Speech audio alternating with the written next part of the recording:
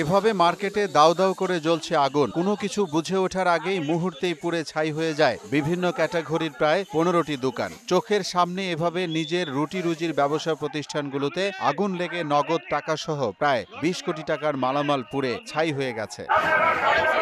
লক্ষ্মীপুরের সদর উপজেলার মৌজু চৌধুরীর হাট বাজারে ভয়াবহ এমন অগ্নিকাণ্ড ঘটে 11 জুলাই। জানা যায় ভোর রাতে বৈদ্যুতিক শর্ট সার্কিট থেকে আগুনের সূত্রপাত ঘটে। তখন সবাই নিজের বাড়িতে ঘুমাচ্ছিলেন। মার্কেটের ভিতরে থাকা কাপড়, কসমেটিক, অলংকার, জুতা, হার্ডওয়্যার, প্লাস্টিকের দোকান সহ পুড়েছে 15টি ব্যবসা প্রতিষ্ঠান। আগুনের লেলিহান শিখার কাছে যেন হার মেনে নেওয়া ছাড়া আর কিছুই করার ছিল না তাদের। পরে ফায়ার সার্ভিস এসে 2 ঘন্টা পর আগুন নিয়ন্ত্রণে আনে। ততক্ষণে পুড়ে যায় 20 কোটি টাকার মালামাল। আমরা অত্যন্ত দুঃখিত এবং প্রাণান্ত শোকাহত।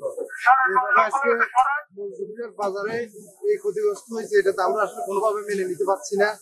আদানের পর পরেই হঠাৎ শুনলাম যে আগুন, আজ দেখি আনিল কয়েকটা দোকান ওরা গেল, কয়েক কোটি টাকার মাল গেছে এখানে। এ বিষয়ে লক্ষ্মীপুর ফায়ার সার্ভিসের উপপরিচালক মোহাম্মদ আব্দুল মান্নান বলেন,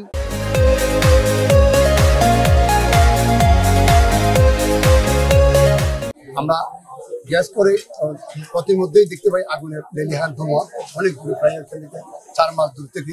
তখনই আমরা সাথে সাথে আরো কল দিই, প্রায় 2 কল দিই।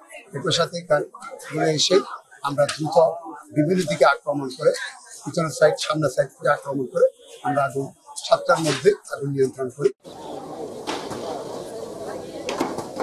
মোহাম্মদ আলিউল্লাহ, মোহনা ডিজিটাল।